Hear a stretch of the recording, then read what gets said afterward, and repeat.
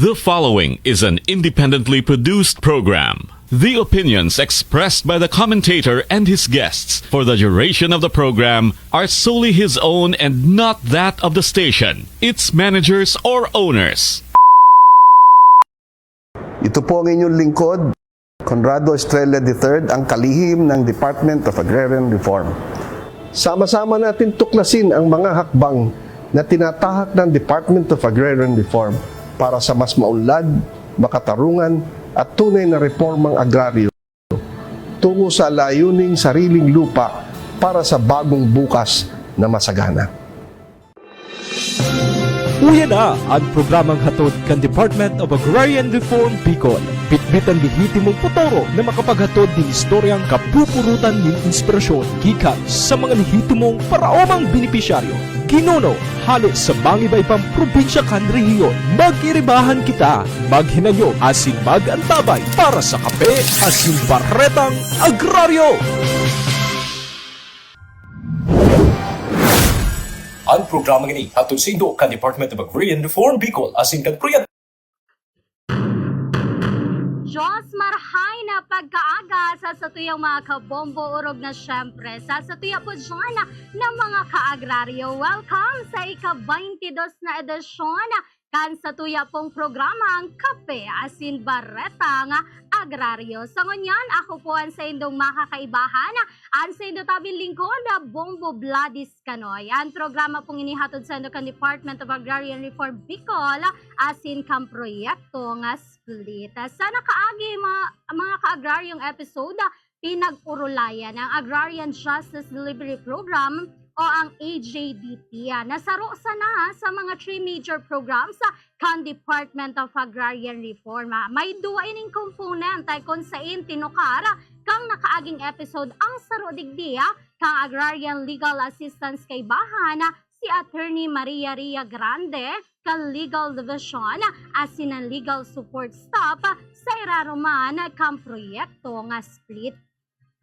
Ngunyan po na aldawa mga kaagraryo sa tuya na naman naaaramon ang panduang component kan AJDP an Adjudication of Agrarian Reform Cases o AARC sa iraruminikang DAR Adjudication Board asin sa ngunya sa ika-22 na edisyon kan sa tuyang programa iguana naman po kitang makakaibahan. Siyempre tanganing may paabot sa tuya ang mga kaipuhan tapong maaraman. Ang sa tuya pong makakaibahan ngunyan na aldawa nakapagtapos ning kolehiyo sa Ago Medical and Education Center sa kursong Bachelor of Science in Psychology. May degree man sa Bachelor of Law sa dating Aquinas University nangunyan iyo po tabi ay University of Santo Tomas Legazpi. Presenting nagsiserbi sa Department of Agrarian Reform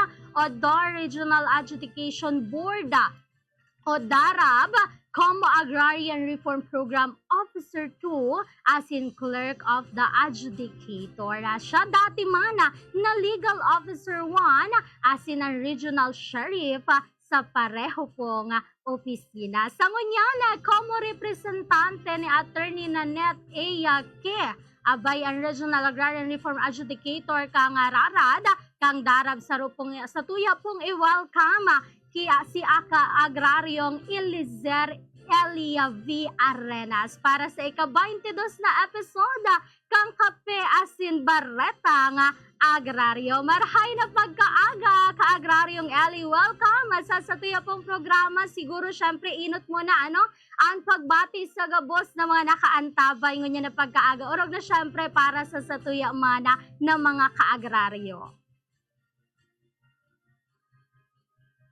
Diyos maray na aldaw tabi, ka-agraryong Gladys.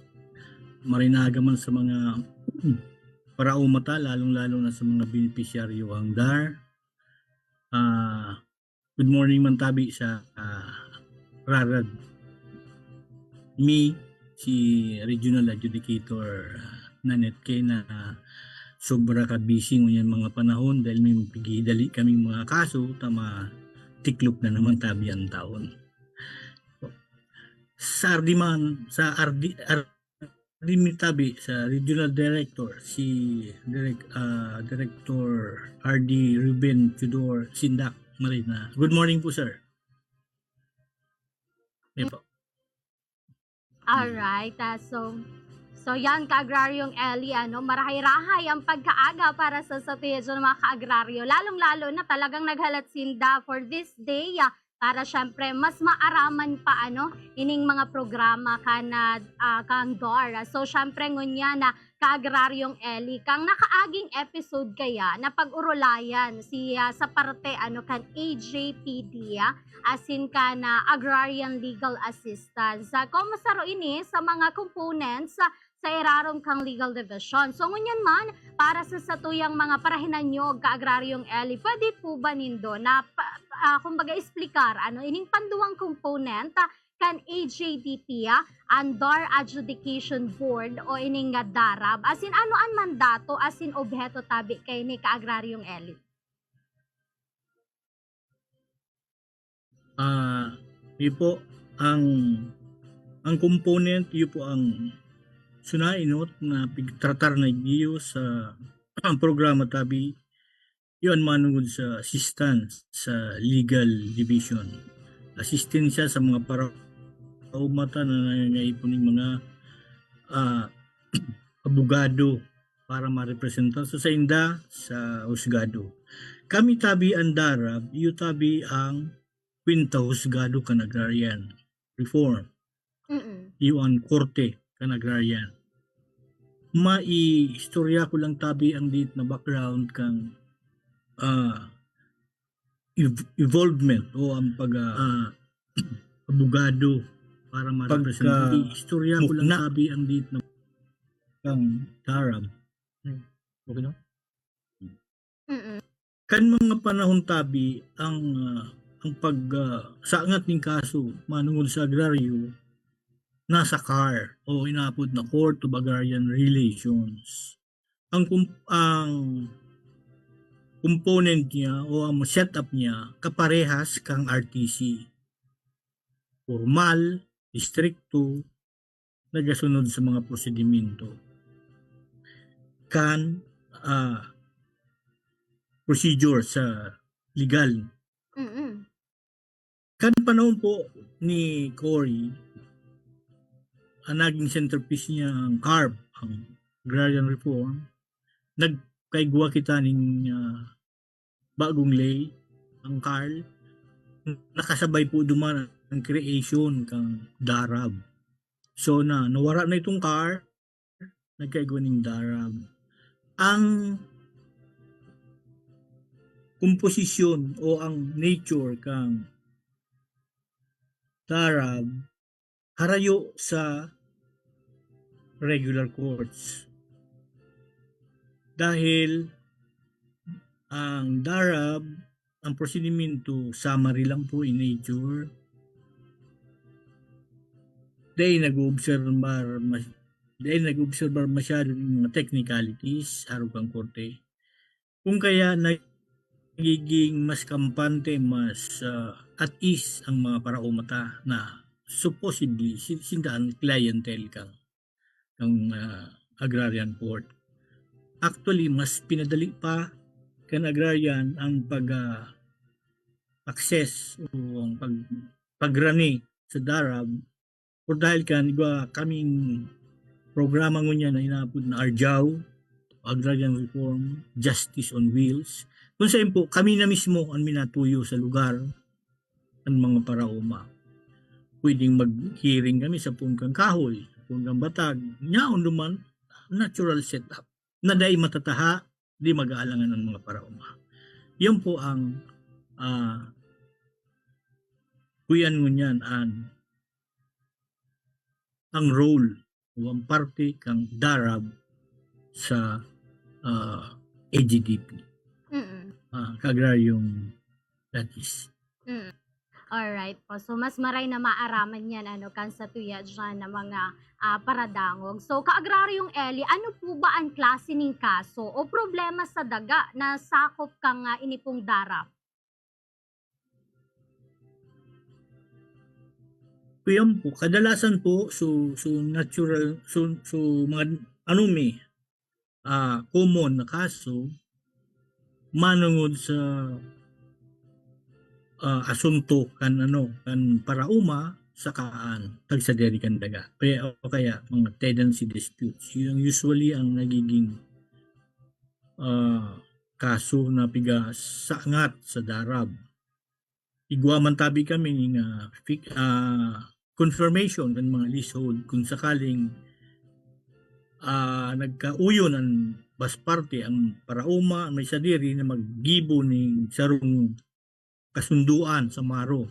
Tigko-confirmar pa po yan sa darab para sa pag-obserbar, strict compliance kan basparte sa agreement. Sa ngunyan po ang darab ang pinagtutuunan ng pansin sa mga panahon na ini yung manungod tabi sa suporta sa SPIC program. Inian human centerpiece mo yan kan DAR ang pagpapaluwas ng mga individual na titulo para sa mga parauma. Umukan mga panahon, igwasan na ning sarong mother title, bawa 50 hectares na daga, may saro sa ng titulo. Kumon ang pag-uruma ng mga benepisyaryo. Sa ngunyan tabi ang pigihinguwa kan DAR sa pamamayo kan sa atong sekretary, iyon na itao individualmente sa mga parauma ang sa lambang titulo sa saindang mga kanya-kanyang pangaran. Ngunyan ang problema tabi ta so iba nagkawarara na kinakaipuman kan ROD ang owner's duplicate copy bago ma-parcelize ang mga daga. Kung kaya ang tinawan ng jurisdiksyon sa pagpaluwas kan mga owner's duplicate copies sasaro sa natabi na jurisdiksyon nasa regional office. Kung kaya medyo isisibot kami sa side sa pag-address kang mga kaso o dahil sa intirong Bicol region madalagan sa natabi ang kaso sa regional office. Wala tabi ni concurrent jurisdiction ang mga provincial offices. Yun po yan ang kamugtakan taan sitwasyon kan darab kagraryong bodies. Alright po. Kagraryong Eli, maaraman mi din paano po ba nag-aabot sa darab ang mga kaso? Asina, si normal na proseso poon sa pagpa-file, hasta po duman sa pagre-resolve kaining mga kaso ini? Iyo po, ang prosedimento halos parehas man kan sa regular courts o sa korte kung saan napuon ang mawa may pagkakairintindihan, may dismintihan ang parauma asin ang tagsadiri kan daga. Dapat ang initial na proseso iyo po ang pagsangat ng reklamo sa barangay sa intensyon na magkaigwaning ariglo. Parehas man po kaparehas man kan sa RTC kung saan dapat na magkaigwa muna ng sertifikasyon ng barangay na nag-agi sa sainda ang kaso bago isinaangat sa korte. Ang pinaka-purpose is to declag the dockets kang korte, yung man sa muya. Kung mapupwede man sa na madadara sa istoryahan, maariglar na sa barangay. Kung man magkasundo, yun na po ang pag-filing kaso sa darab. Ang sunod, ang pagpaluwas kang summons sa basparte sa both parties. And the scheduling of the preliminary conference. Itawa pa po ng pagkakataon ang partido na magkasundo sa preliminary conference.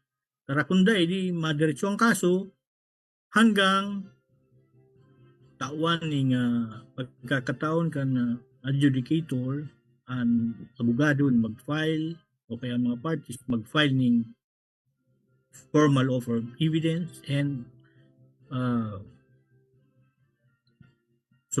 kaning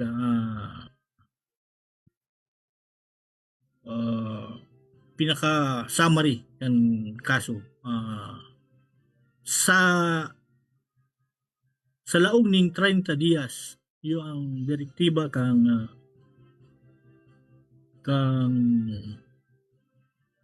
revised rules of 2020 Mandarab revised rules. Yun po ang titaw sa adjudicator para magdesisyon. Kung igawa man ng mga motions ang titaong talaan para ma-resolve 10 dias man. Yan po ang prosedimento. Summary lang po kung ang nagagamit ng mga technicalities sa DARAB. Summary procedure.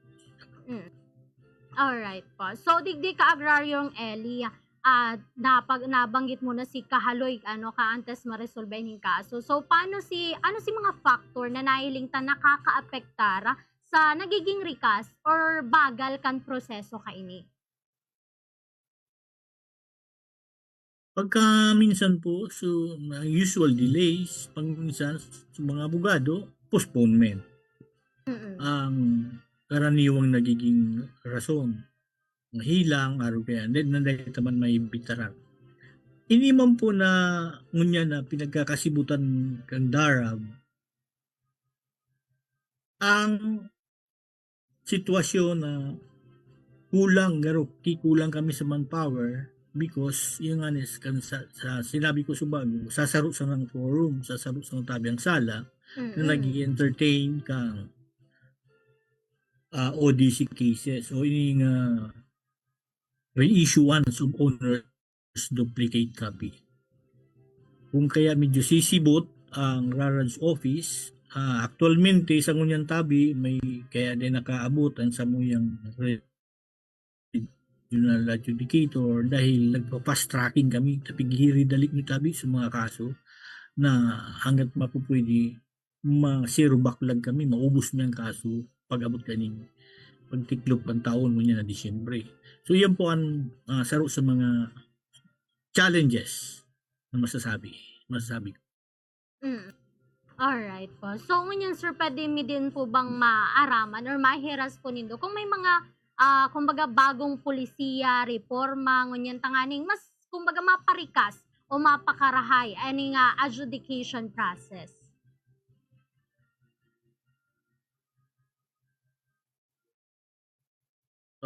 Tangon yan po, pigtugutan ang regional office na mag-hire ng additional staff from split personnel to augment o kaya dagdagan ang staff ng DARAB para maparikas ang pag-resolve ng mga kaso. Yan po ang mga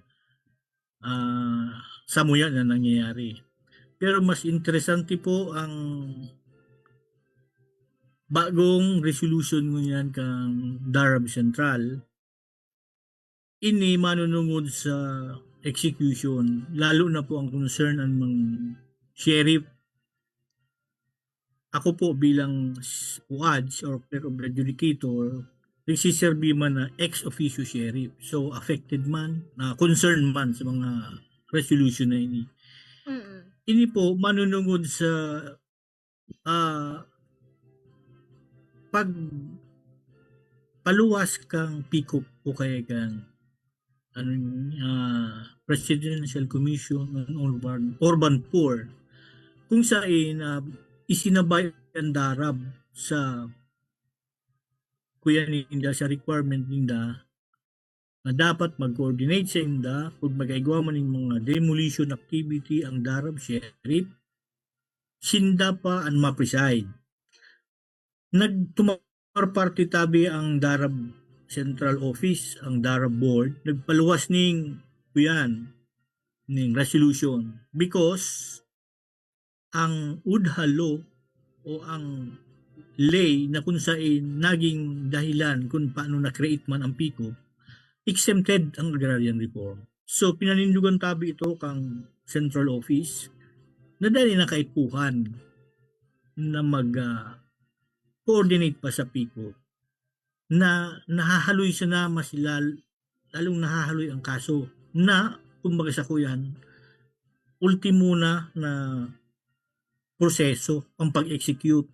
Kumbaga sa kuyan, ito naman sa pinakakaasam kan prevailing o kan winning party, nahahaloy pa or dahil kay niyong pianinda issuance na dapat mag-coordinate ang DAR on the pretext na mamakulog sinda sa mga kasaralitan, sa mga homeless, na kung iisipon tabi ang DAR, ang creation ng DAR is based on social justice. Na primero ang pagprotehirta sa mga kasaritan, lalo na sa mga trauma. Nagkakaigwa lang ng mga instansya na pinapahali sinda, nadidemolish because of their own doings. Dahil sa indaman sa nang pagpapabaya sa indang kasalan. Ang iba, mga malisibado, dahil managatubod, dahil managasunod sa indang obligasyon. So, nagkakaguning kaso,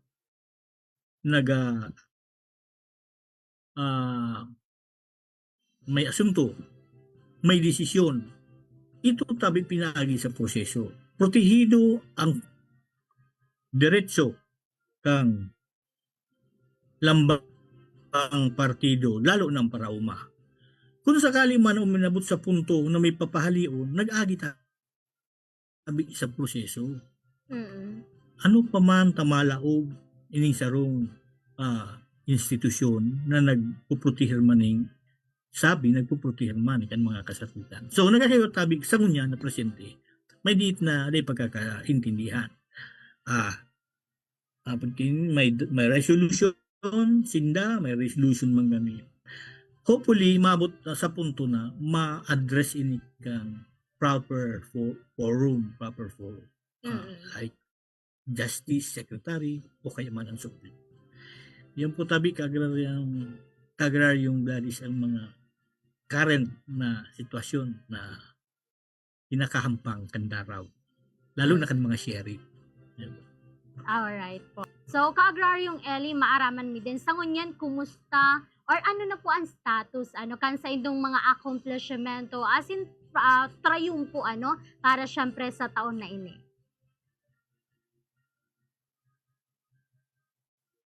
Kami po, tinawang kami ng target from the central office. Ini po manunungod sa ining mga titulo, reissuance of honors duplicate copies. Ang target mo is 430. Presently, sa presente po, mga nasa 390 ang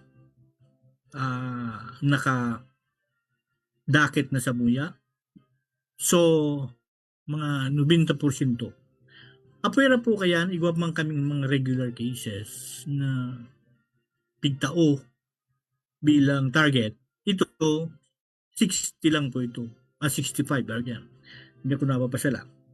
Sa ngunyan po, sobra na 100% kung duman sa regular cases. Yan po ang current na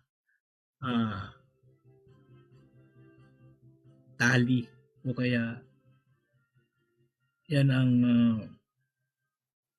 countdown kan mga kaso. So, mabot man siguro ang Disyembre, sobra na sa Sangatos man itong sa split-related reissuance of owner's duplicate copy. Itabi yan, kagar yung Gladys. Alright. So, importante, ining mga na-discuss niya na ka-agraryong Eli. Pero, bago ang gabos, bago kita magtapos sa oras na ka-agraryong Eli, maaraman mi bilang Agrarian Reform Program Officer 2, kana Darab, ano po ba ang papel na sa imong pinaninindugan? Sa parte po kayo ng Darab? Ang designation ko po niyan, Clerk of the Adjudicator, position yan, ARPO 2. Ang kwinta admin matters ang piga atindiran ko. Kung ang RTC tabi ang regular court sigwaning clerk of court, kabaing o kaparehas man tabi yuan clerk of the judicator na halos ang function magkaparehas tabi. Ang pagkakaiba lang full-fledged lawyer sa sa RTC. Sa muya, mga kami graduate man, mga LLB man, graduate man ng abogasiya. Yun po ang pinaka-function mi kung yan magrepresentar kan rarad kung kinakaipuhan saka sa pagpalakaw sa loob kang opisina kung paano padalagan kan day-to-day basis tabi na transaction sa opisina. Yan po, kagraryong Gladys. Alright, sige, mabalos ka-agraryong Eli sa mga bagong kaaraman. As in, syempre, digdi sa mga impormasyon na sa imong nairas, igdi man sa satuyang mga paradangog. So, ngunyan ka-agraryong Eli, maitaw ko liwat sa imo ang linya para maipaabot pa ang sa imong mga mensahe para sa satuya dyan mga ka-agraryong naghihinanyog hasta sa mga puntong ini. Salamat po, kagraryong Gladys. Inot-inot, pinapaabot ko tabi ang pasalamat lalo kandar, lalo na sa tuyang presidente kay BBM. Dahil sa ekspertus niya na mapamaray, mabuhay giraray ang espiritu kang agrarian. Key Secretary Estrella po, Conrado Estrella, dahil siya nagdadarang tiempo siyang timunari ka nga kan DAR, Umo Secretary.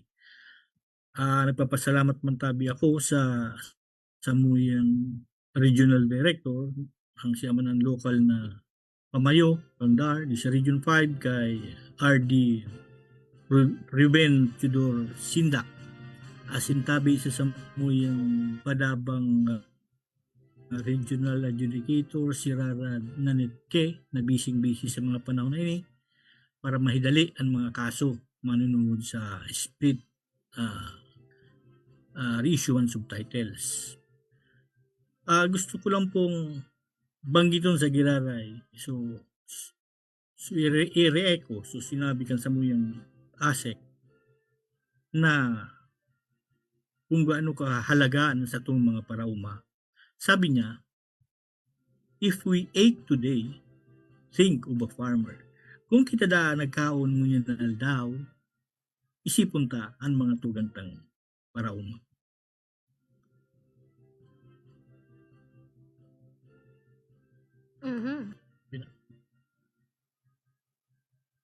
Alright. So, sige, mabalos dyan, ka-agraryong Eli. May mga idudugang pa ba kita digdi? Magayon itong mensahe, ka-agraryong Eli.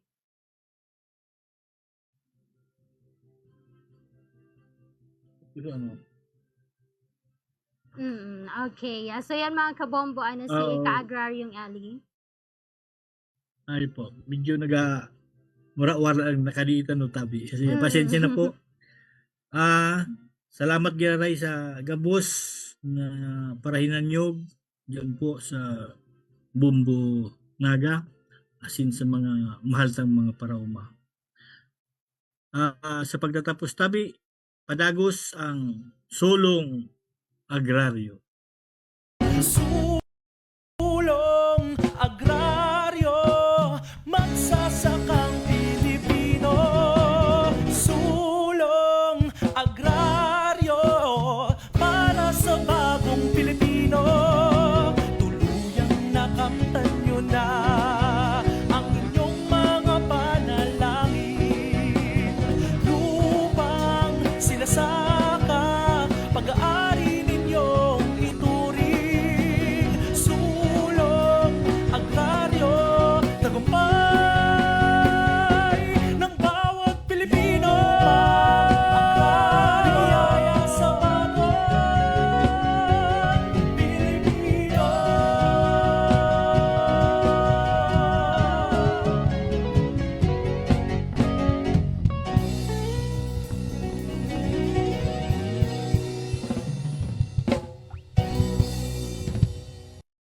Alright, Diyos mabalos sa indong pagantabay mga kaagraryo asin syempre Diyos mabalos sa tuyaman na nakaibahan ki kaagraryong Eliezer Eli Arenas sa mga sunod po tabing edisyon liwat kitang magiribahan tanganing mas mapag-urulayan asin syempre mas maihira sa indo ang mga magkakanig upang mga kaaramana liwat ang programa pong ini hatod sa indo kang Department of Agrarian Reform Bicol asin kang proyekto nga split.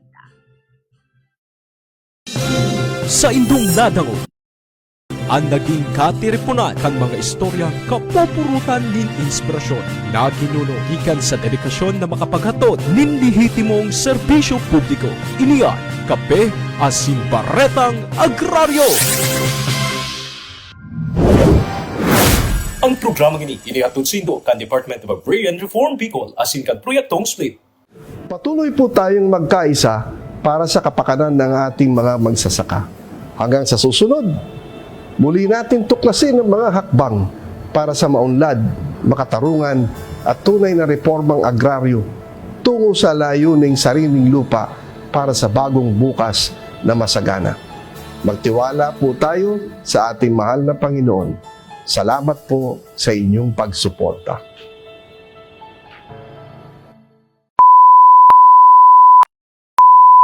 The preceding was an independently produced program. The opinions expressed by the commentator and his guests for the duration of the program are solely his own and not that of the station, its managers, or owners.